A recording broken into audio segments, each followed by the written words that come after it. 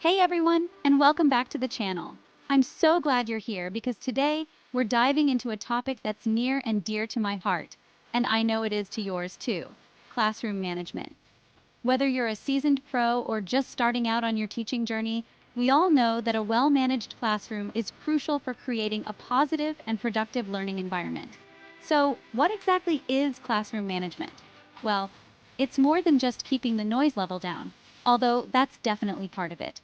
It's about creating a space where students feel safe, respected, and engaged.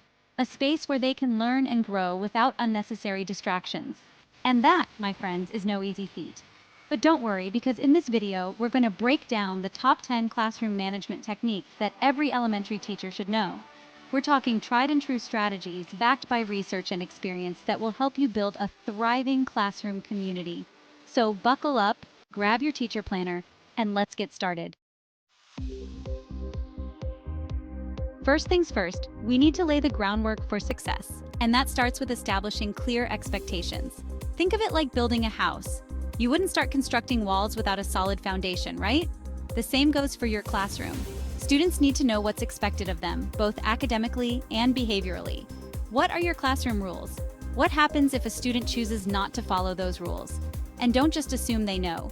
Take the time to explicitly teach your expectations. Role-play different scenarios, create anchor charts together, have students practice and demonstrate their understanding. Remember, clarity is key. The more explicitly you communicate your expectations, the less room there is for confusion, and the more likely your students are to meet those expectations. And speaking of expectations, let's talk about consistency.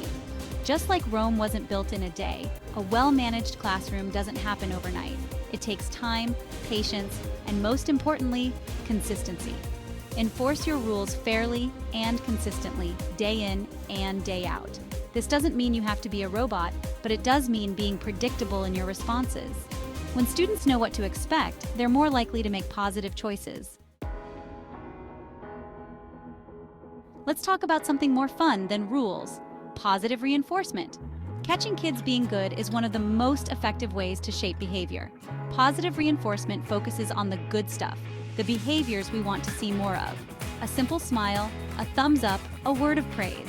These gestures make students feel valued. Create a classroom culture where positive behavior is the norm.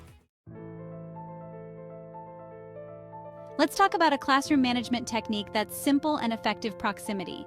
You know that feeling when you're about to do something you shouldn't, and then you sense someone watching you? That's the power of proximity. Just by being near students, we can prevent minor disruptions. Think of yourself as a benevolent sheepdog guiding your flock. Move around intentionally, positioning yourself near students who need support. Sometimes a glance or a touch on the shoulder can redirect attention. Proximity is not confrontational. It's a subtle way of saying, "I see you, I'm here for you." Use the power of proximity to your advantage. You might be surprised at how effective this simple technique can be. Let's face it, elementary school can be a whirlwind of activity. From lining up for lunch to transitioning between subjects, there's always something going on. And for our little learners, all that chaos can be overwhelming, leading to, shall we say, less than desirable behavior. That's where routines come in. Think of routines as the invisible scaffolding that holds your classroom together. They provide structure, predictability, and a sense of security for your students. When students know what to expect and when to expect it, they're less likely to act out or get off task. They can move through their day with confidence, knowing what comes next. So, what kind of routines should you establish? Well, pretty much anything and everything. Morning routines, dismissal routines, transition routines, bathroom routines, you name it, there's a routine for it. The key is to make your routines clear, consistent, and age-appropriate. Practice them regularly, just like you would any other skill, and provide plenty of positive reinforcement along the way.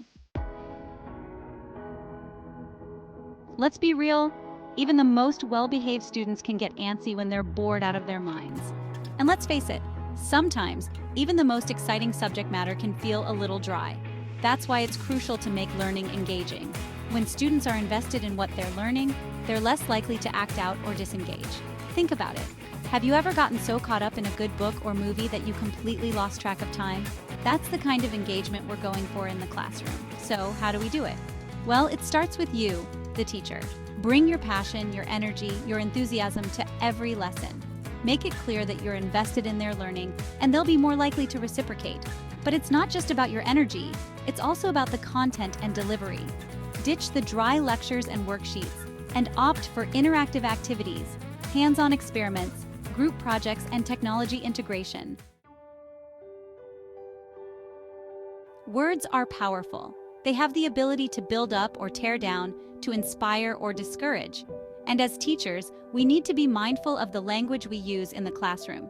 Instead of focusing on what students are doing wrong, try shifting your language to emphasize what they should be doing. For example, instead of saying, "Don't run in the hallway," try, "Please use walking feet in the hallway." See the difference? The first statement highlights the negative behavior, while the second statement provides a clear and positive expectation. And don't underestimate the power of praise.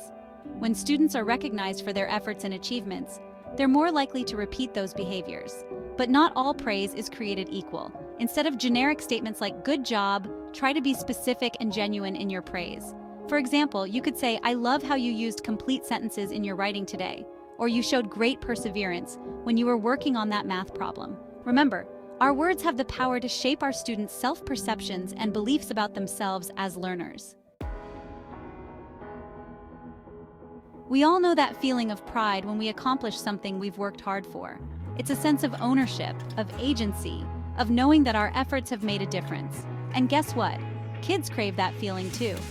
When we give students opportunities to take ownership of their learning and their classroom, we're not only fostering responsibility, we're also boosting their self-esteem and motivation. So how do we do it? Start small. Give students age-appropriate classroom jobs like line leader, paper passer, or classroom librarian. These jobs might seem insignificant, but they can go a long way in making students feel like valued members of the classroom community. You can also involve students in decision-making processes. Let them have a say in classroom rules, classroom decorations, or even the books you read aloud. The seating chart, a classroom management tool that's both a blessing and a curse. On the one hand, it can be a lifesaver, helping you create a more organized and productive learning environment. On the other hand, it can feel like a never-ending game of chess, as you try to anticipate and address every possible social dynamic. But here's the thing, your seating chart doesn't have to be a source of stress. In fact, it can be a powerful tool for promoting positive behavior and engagement. The key is to be strategic. Think about your students' individual needs and learning styles. Do you have students who are easily distracted? Seat them near you or near other focused learners. Do you have students who thrive in collaborative settings? Group them together and don't be afraid to experiment. Your seating chart isn't set in stone. Observe your students, gather data, and make adjustments as needed. Let's be real, conflict is a natural part of life. And let's face it, elementary school can sometimes feel like a breeding ground for disagreements, misunderstandings, and hurt feelings. But here's the good news. Conflict can also be an opportunity for growth. It's a chance for students to learn valuable social-emotional skills, like empathy, communication, and problem solving. So, how do we teach conflict resolution in a way that's both effective and age-appropriate? It starts with creating a classroom culture of respect, where differences are valued and everyone feels safe expressing their feelings. Teach students how to identify and communicate their emotions in healthy ways. Role-play different conflict scenarios, and provide students with a toolbox of strategies for resolving disagreements peacefully. And remember, conflict resolution is an ongoing process. It takes time, patience, and consistent modeling from you, the teacher. We all know that teaching is not a solo endeavor. It takes a village, as they say. And one of the most important partnerships we can cultivate as teachers is with our students' parents. When parents and teachers work together, everyone benefits, especially the students.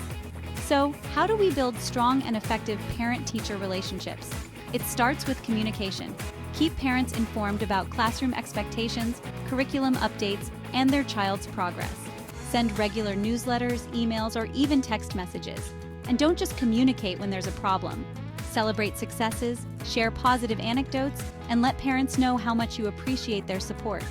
Remember, parents are our partners in education. By working together, we can create a supportive and nurturing learning environment for all students. And there you have it, folks. our top 10 classroom management techniques for elementary teachers. We've covered a lot of ground today, from setting clear expectations to fostering parent communication. And I know it might seem overwhelming, especially if you're just starting out. But here's the thing. You don't have to implement all of these strategies at once. Start small. Choose one or two that resonate with you and focus on those. Once you feel comfortable, gradually incorporate more strategies into your repertoire.